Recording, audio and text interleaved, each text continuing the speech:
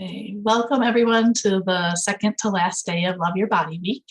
My name is Bax. I'm an MSW student at PSU and an intern at Shack.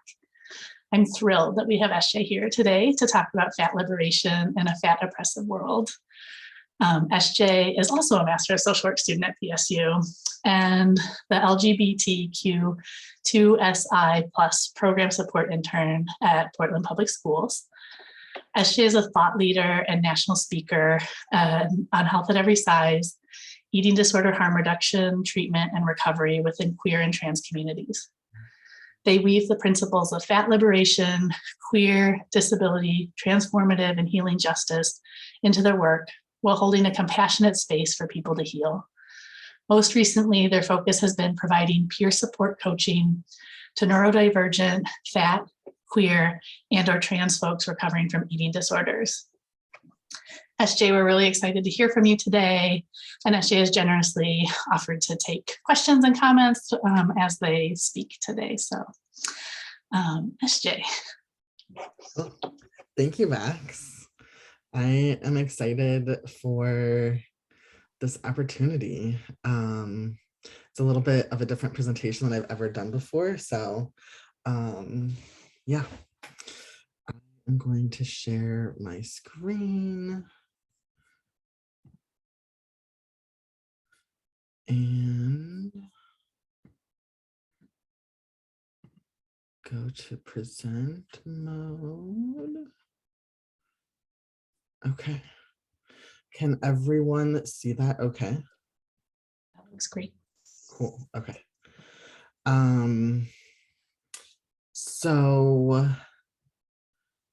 thank you for the great introduction. I typically always include an intro for myself, and this is my professional bio. I have my own business called Resilient Fat Goddess, where I do coaching, consulting, and teaching, and some speaking. I am a certified body trust provider. I have also been a qualified mental health associate and certified peer wellness specialist. And the year before the pandemic, I had the honor of being a group therapist at the Eating Disorder Center of Portland with adults and adolescents. My undergrad is in health sciences, and previously, before attending Portland State University, I went through half of an East Asian medicine program to learn acupuncture and Chinese herbs. And now I am here and graduate in a year with my Master of Social Work. And my cultural bio, I'm just going to read it because that is easiest. I am a white, super fat, queer, trans, non-binary, neurodivergent, disabled, working class person with some educational privilege and chronic pain. I am a 39-year-old human. Actually, that changed this week. I did not notice that. I am a 40-year-old human, born and raised in Northeast Ohio, and I now live in the Pacific Northwest. I describe myself with my identities because they hold cultural, social, and political significance for me. I came from a two-parent Christian household. Neither of my parents have a bachelor's degree, and I was the second of my siblings to graduate from college in our family. I'm the first to attempt a graduate degree and first also to own a business. We were solidly working class, and job security was everything because we lived paycheck to paycheck. I live and work at the intersections of size, class, ability, sexuality, and gender.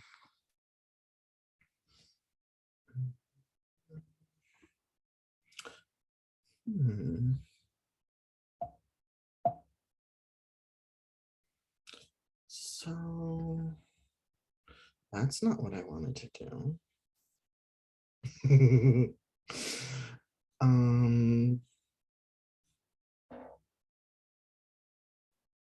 Aha. Okay. So now we're going to go on to talking about fatnesia. This feels like a pretty new term to me. Most of the time, I usually talk about sizeism or fat phobia. And this is a term that has come about to describe the systemic nature of fat phobia. So from the Sibbins liberation guides, the term fatnesia means prejudice plus power. Anyone of any weight or body type can have and exhibit size-based prejudice, but in North America and across the globe, thin people have the institutional power. Therefore, fatnesia is a systematized discrimination or antagonism directed against fat bodies or people based on the belief that thinness is superior.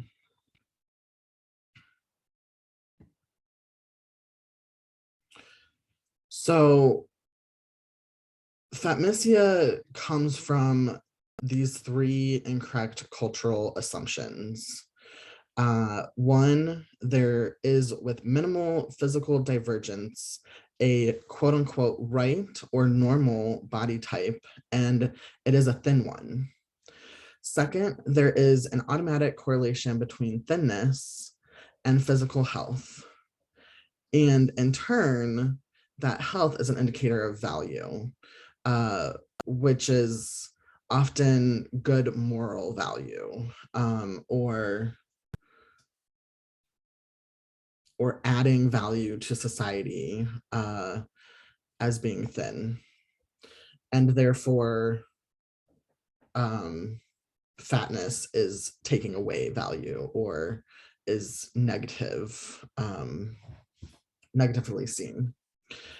And third, fatness or a fat body type is quote unquote abnormal and therefore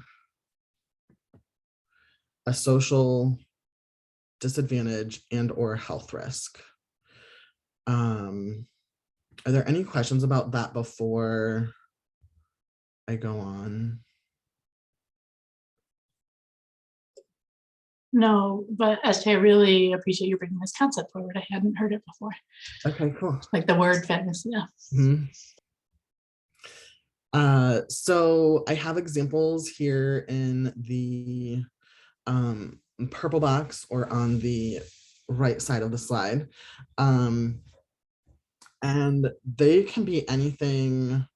Examples of fatnesia can be anything from medical, educational, employment, flying, accessibility, health insurance, life insurance, to clothing.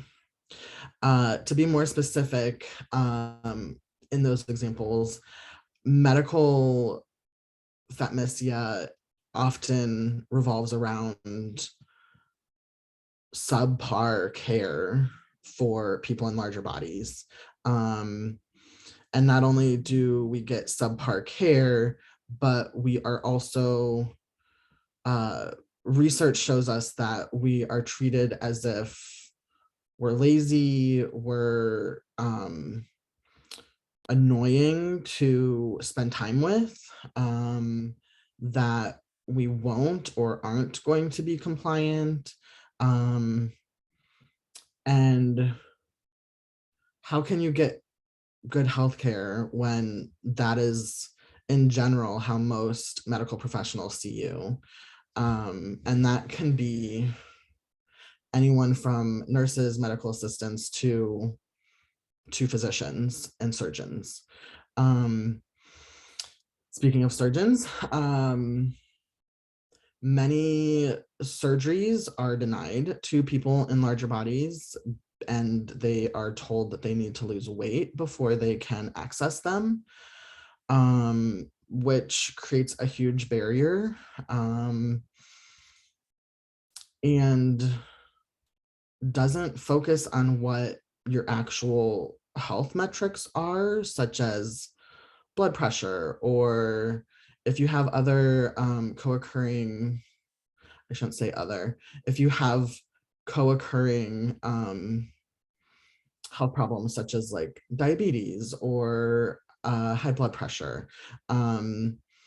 It is a very arbitrary thing to be told to lose weight to solve a health problem. And often it's recommended for anything. I have read stories and heard friends talk about being told to lose weight for a broken leg or a upper respiratory infection. I could go on and on about medical fat phobia.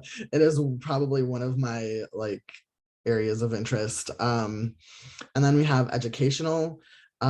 Interestingly, I have been a faculty representative for the MSW program for the past school year.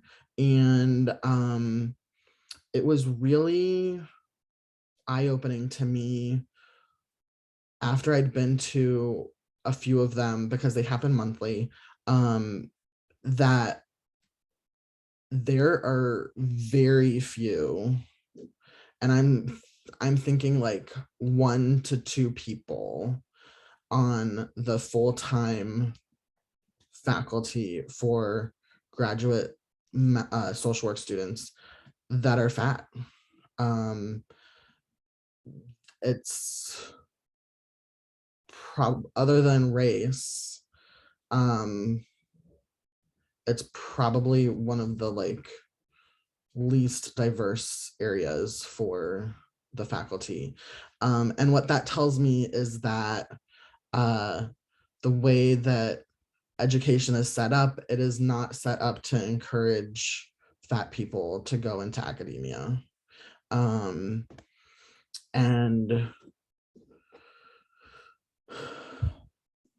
that doesn't even like touch on in elementary school when there's like a health class that teaches kids about good and bad foods. Because teaching kids about like moralizing health and working towards health as this very superior thing is taught from a very, very young age, and it is very heavily associated with body size. Because, you know, we need to indoctrinate them young. And then employment, we have studies that show that people in larger bodies make less money and don't get hired for jobs and don't get promoted as much as thinner people, which is difficult when you're also faced with things like possibly having to buy 2 airplane seats to travel, or with clothing, you are getting a fat tax on bigger clothes because brands and companies don't equalize the costs of clothes between all of the sizes. You know, people that buy an extra small don't pay less. So like, why are we charging more for somebody who's getting a 3x? So yeah, accessibility.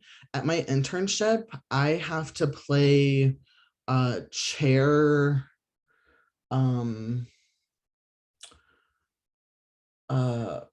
what is the word that I'm looking for? Oh my gosh. It's the game where you go around chairs in a circle and like one gets taken away Anybody got me? Musical chairs. Yes, thank you. Thank you. I didn't have the chat open. I have to play musical chairs at my internship because there are rooms that don't have chairs that fit me.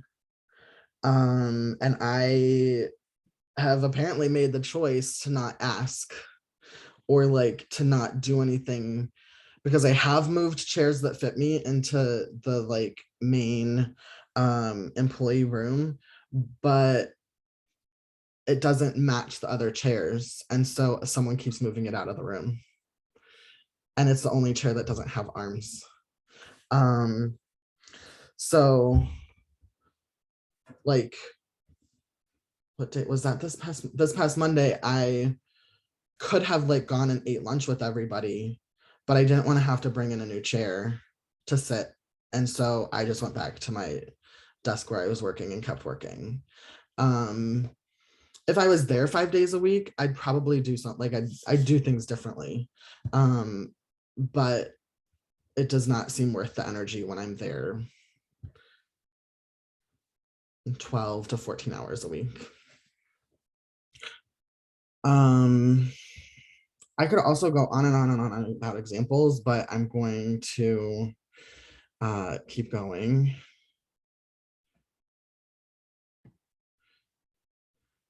So with all of these things that I've talked about, it makes day-to-day life real interesting, because how do we thrive? You know, there was a day pre-pandemic where I had gotten into it wasn't the day that I'd gotten into a car accident, but I had gotten into a car accident.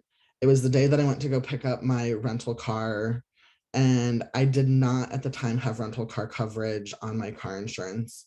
And so I got like the smallest car that I could, and it sucked because it didn't I barely fit. It was very snug. I was not comfortable in the car, and I couldn't afford to get a bigger car. And I also didn't know how long it was going to take for my car to get repaired. So I go in to work that morning because I was picking up the car before work, and I go into work, and it was a Tuesday, and that was my Monday, and all of the furniture was different. I didn't know we were getting new furniture. I had zero warning. And that was the day that we had our staffing meeting, which was a 4-hour staffing meeting, because it was when we talked about every client that was in treatment and reviewed everyone's cases and progress. And I was livid because they changed it to chairs that I could not fit in. And I am like, okay, so I go from picking up a car that doesn't work for me to going into my workplace, and now I have to lead groups, and I'm gonna have to figure out where I'm gonna sit, and I'm gonna have to figure out like my location in the room, which was pretty much the same. Like all of the facilitators, all the therapists sat typically the same spot. And yeah, anyways, I'm saying all of that to say like, that's also in an eating disorder setting. So like, not only is my work to literally work with people who are trying not to be fat all day, and think that like fat is the worst thing that you can be, that's very reductive, but that is also part of that work. And now the chairs don't fit. Like at the time, it was like, it blew my mind. So Like it meant I walked past my boss's office, I couldn't sit in a chair in her office. There were little side offices where people would have their one-on-one therapy. Most of them I couldn't sit in. Like, so if I had to do like a quick crisis intervention with a client, like I'm going to have to spend time figuring out where we're going to be able to go and not be able to like just focus on the client and the crisis. Um, and so, and that's one day, right? Like it's, and not every day is like that, of course. But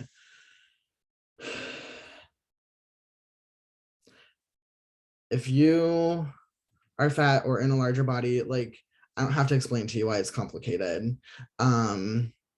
And how do we define thrive, and like how do we like get beyond surviving? Because if you're disabled and if you're poor or if you're also dealing with racism, like those just complicate everything. And um we really have to figure out how we define that, for like how do we define thriving for ourselves? Like I don't know that it looks the same for everyone. And in reality, I don't know that everyone can get to thriving. Because like, particularly if you are low income, like if you're low income, everything is harder. Everything. Like it's not just gonna be the rental car.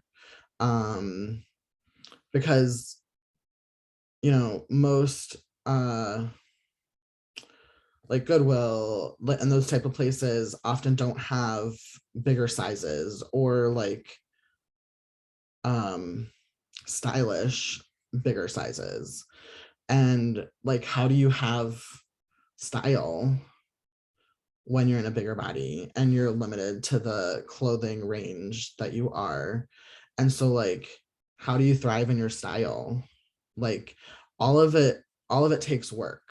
And depending on the size that you are, because there's definitely a size spectrum, it's going to be it's going to be easier for people that are, say, like a size 18 or size 20 to find clothing, whereas somebody who is like a size 5X is going to have much more limited access to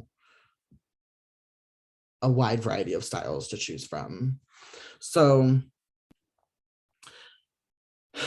this is very much from my experience, and also my experience of working with a lot of clients over the past 4 years.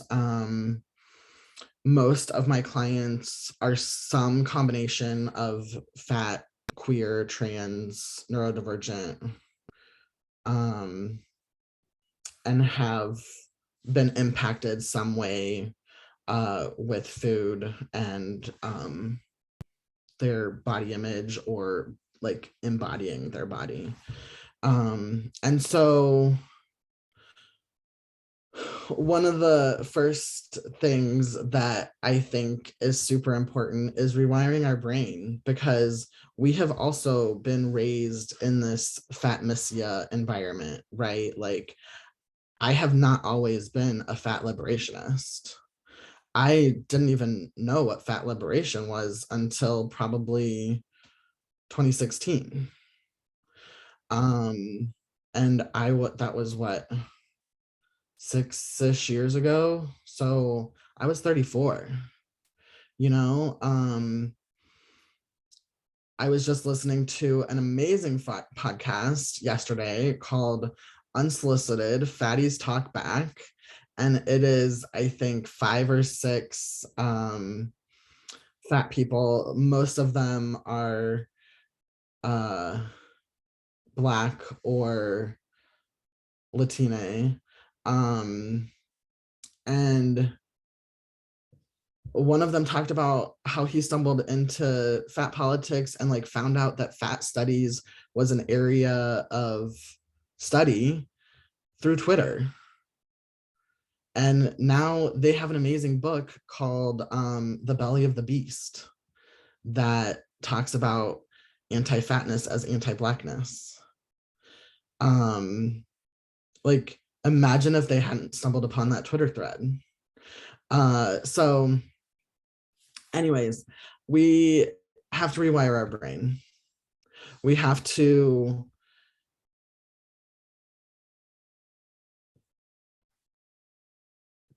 basically interrupt our thoughts that tell us that our bodies are less than, that tell us that our bodies are disgusting, or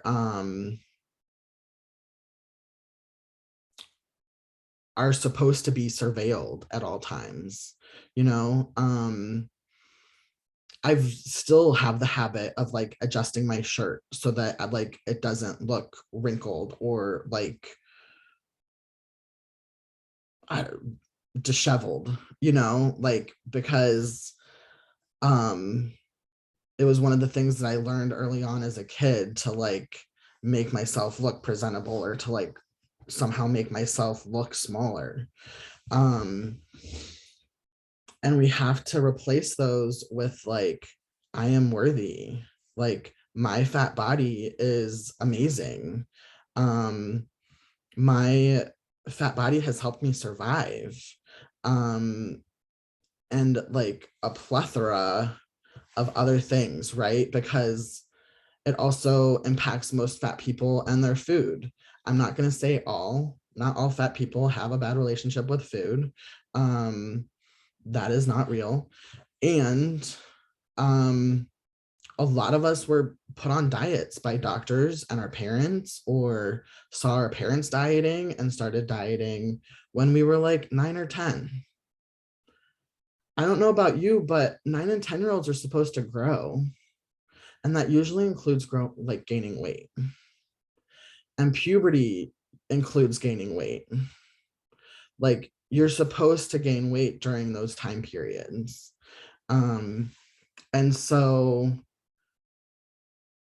dieting and trying to lose weight from that time, like that just, we got a lot of like food beliefs to unravel. Like, cupcakes are morally neutral.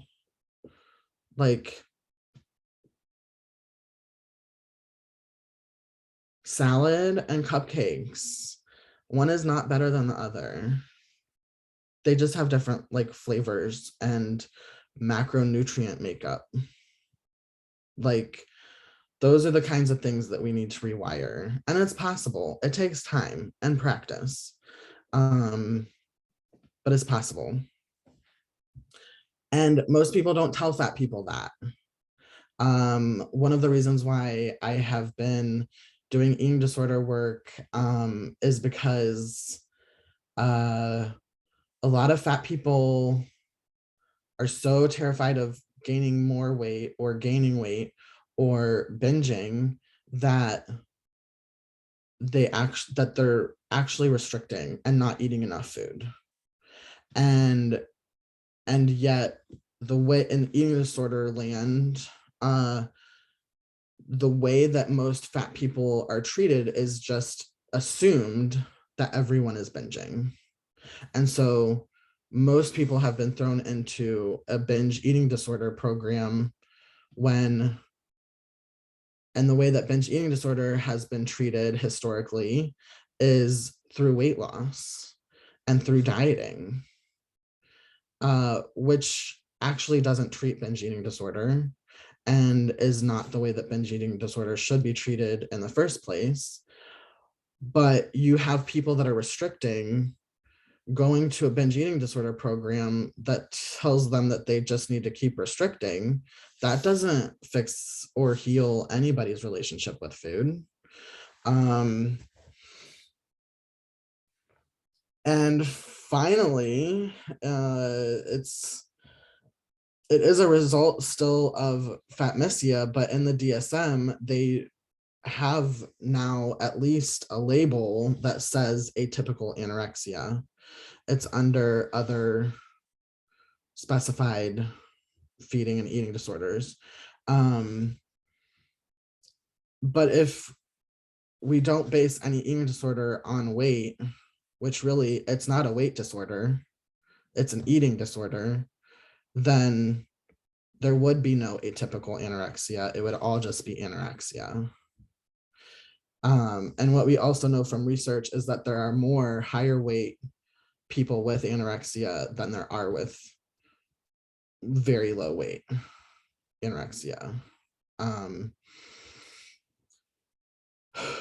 Okay, so I'm gonna try not to go down the more down the eating disorder rabbit hole. But yeah, so I'm gonna go to trying new things. We try new things, like we try new clothes, we try an activity that we were going to wait to do until we were thin. We date before waiting until we are thin. We go to the doctor before we wait till we are thin.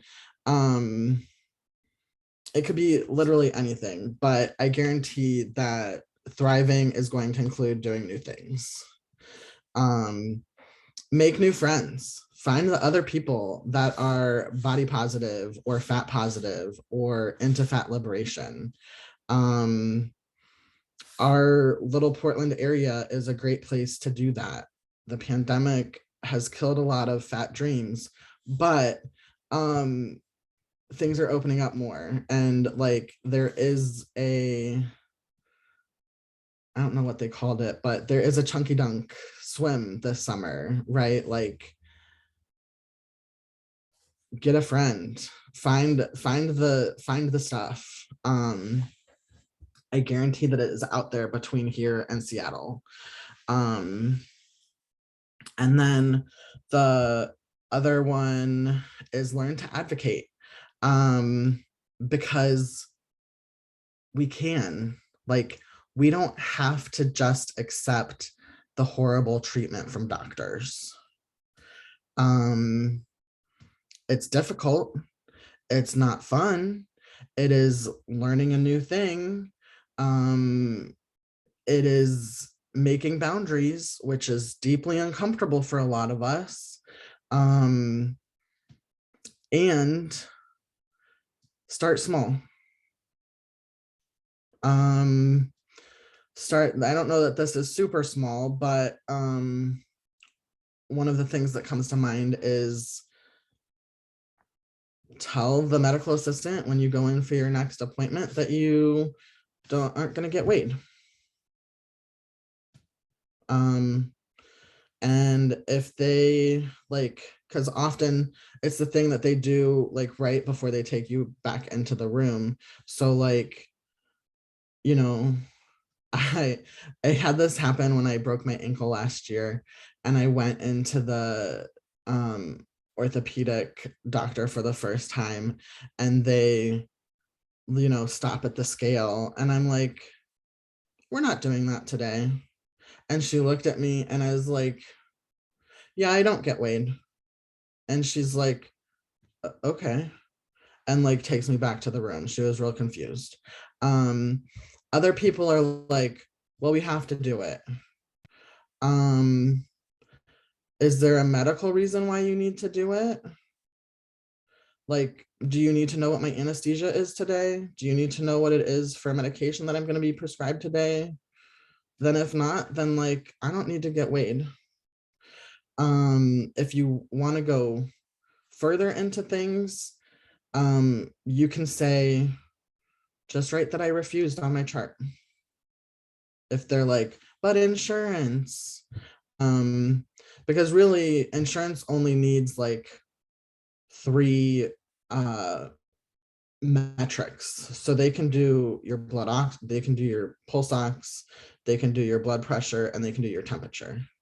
They don't need your weight.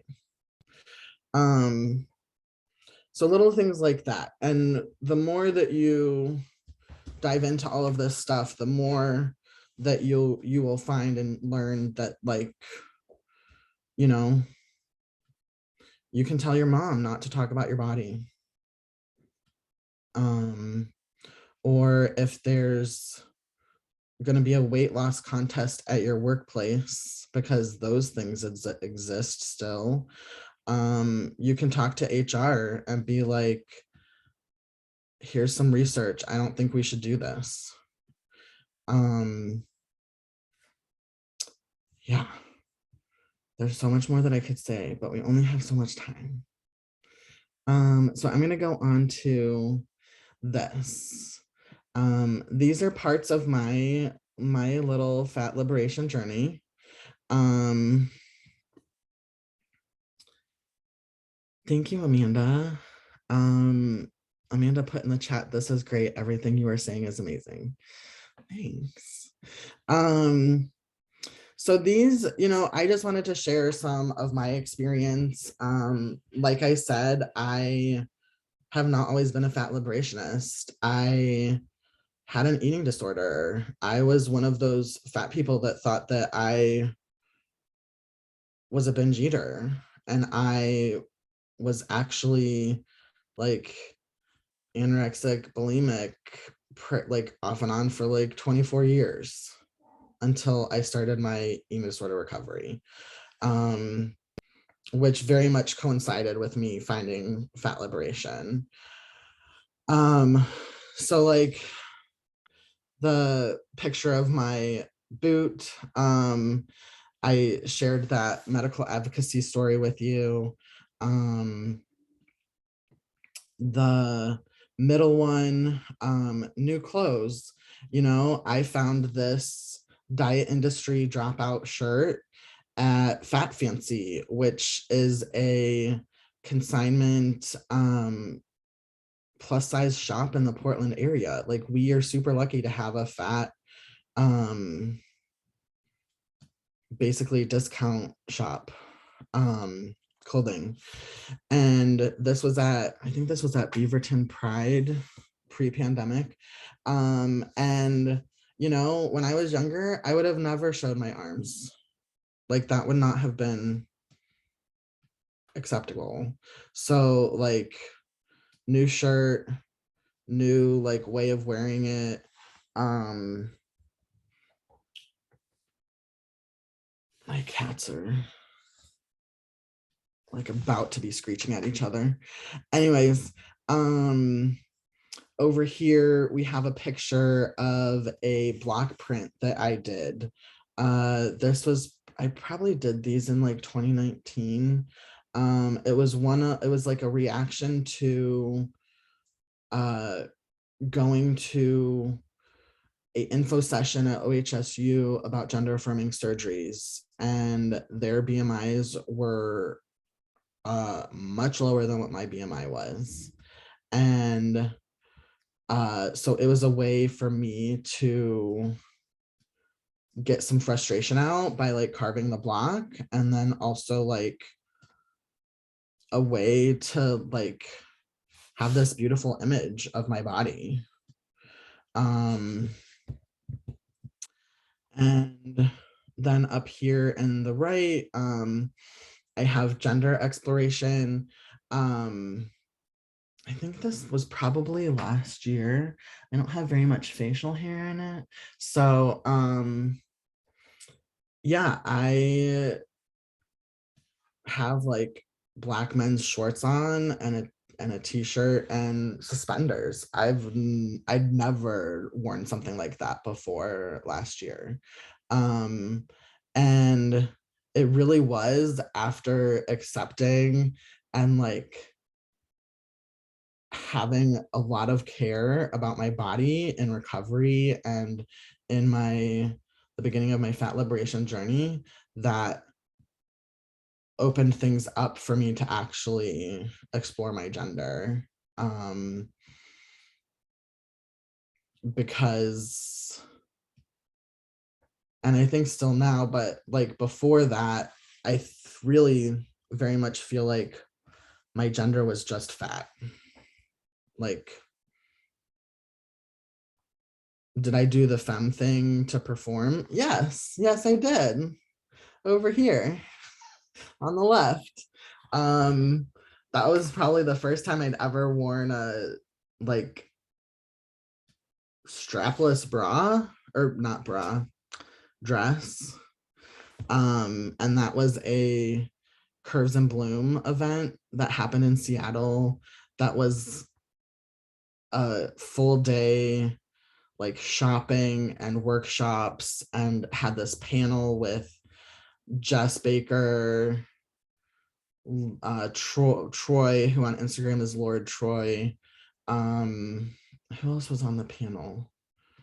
I think Bevan Brandlandingham was. There's a fourth person that I'm probably forgetting. But you know, the thing at night was we dressed like there was some type of event or party. And these are all friends that I have met since starting my fat liberation journey, and are a lot of the reason why I'm where I'm at. So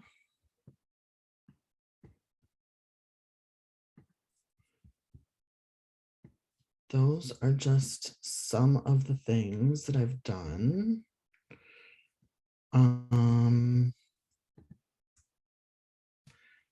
And this is the last slide. So that we can have questions or discussion. You don't have to answer the questions. They're just there in case you're not sure what you would want to talk about. And just so that they are read, the first question is, what is standing out? What resonates? What doesn't resonate? And what do you want to know more about?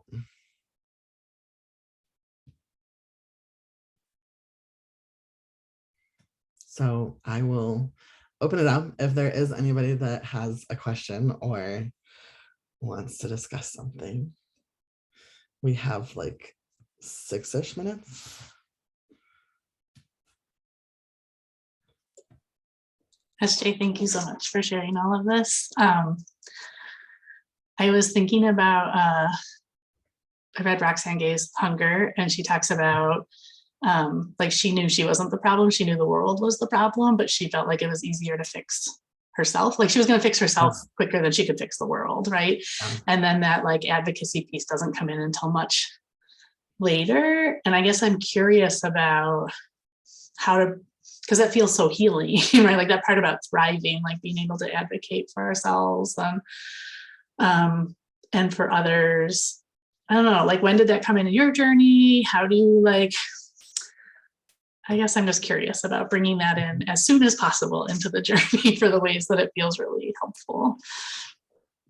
So like how soon did I feel like I could start advocating for myself? Yeah, and what made that possible, and I don't know what you see making that possible for folks.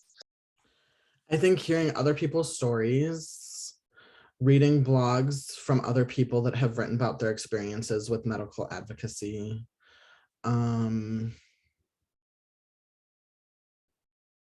and really, I mean, like a lot of it was learning more. And when I had friends that were doing it and trying to do it, who I could talk to about it. I feel like probably within like the first year. I also am realizing that I had a very crash course in a lot of this because I did my certified body trust provider certification like 4 or 5 months after I started recovery. And so that I call it a crash course because it really was like, I would have not nearly learned as much in such a short amount of time had I not done that. And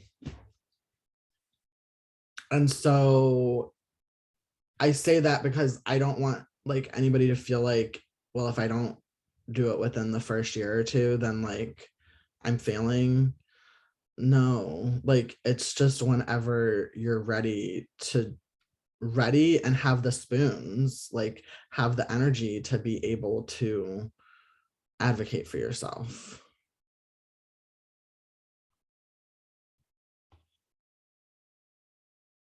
And I was also very lucky because in our area, we have the Portland Metro HAES, which is the abbreviation for Health at Every Size, HAES, Portland Metro HAES resources Facebook group. And so I was able to go in there and like get advice from other people who had found a doctor that was weight neutral or was operating from like a Health at Every Size standpoint. And so I haven't had to do a ton of advocating in general for healthcare. I don't know if we want to start talking about top surgery, but because in the past 2 years, I've had to do an enormous amount of advocacy to try to get top surgery. And it's still going.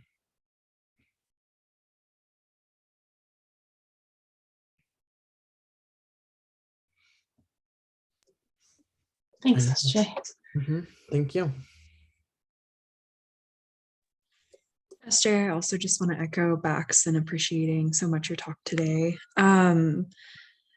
I guess something that has been coming up for me is I've been navigating like my fat liberation journey and advocacy work and like advocating for myself with the doctors and like with school and jobs and things like that, that it's just sometimes feels so draining and exhausting. And it's hard to not feel like it's just me that's the problem, kind of like back to saying with that Roxane Gay quote. And it's just like, how do you keep going? How do you find times to take care of yourself and continue to love yourself when every day the world and the systems are telling you that you're the problem? Yeah. Great question. Great question.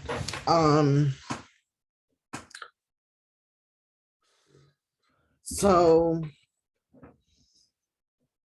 I relate. I very much relate.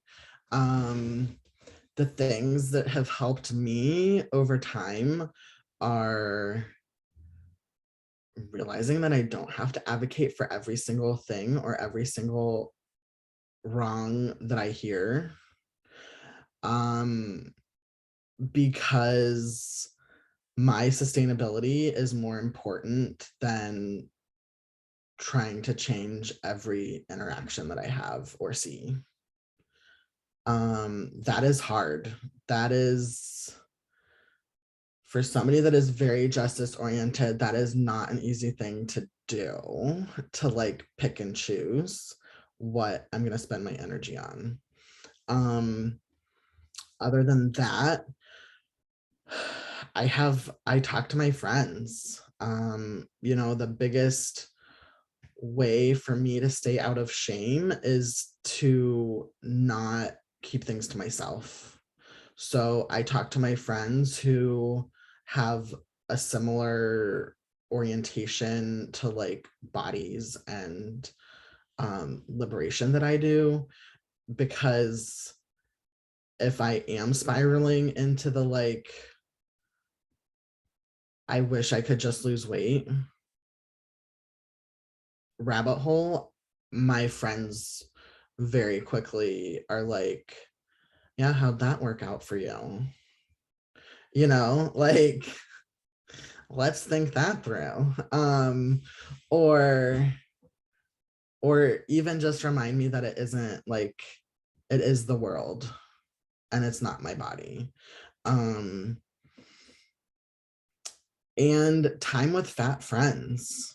Like, that is one of the biggest things that I have missed from the pandemic, is that most of my like close fat friends don't live here, or you know, like we didn't pod together. And so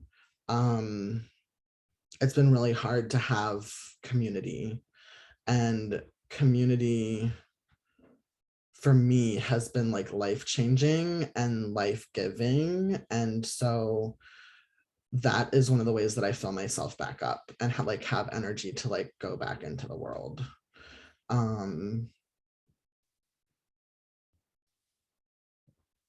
Thinking if there's anything that I missed. I think this is one of the reasons why my tolerance for being around people that talk about food negatively, or like with a lot of food rules or food moralization, or like degrading their body, my tolerance for that is really low. And so,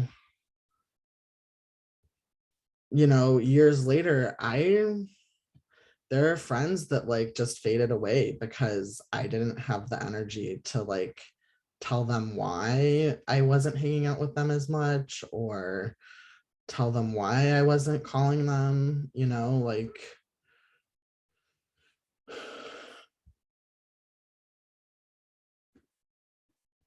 I need to be around people that aren't going to drain my energy. SJ, I recognize the time, Okay. and I don't want to be a contributor of like your time and taking that away. And I do have one question in particular. I have so much I want to ask you, but this one is more short. So we have an advocacy team at SHAC with her counseling services and health services, where we advocate for queer and trans healthcare. But really the goal is to support those most marginalized. And the more I hear you talk, the more I feel a need for someone who can really talk about fat liberation, because I think it's really important to uplift all our communities.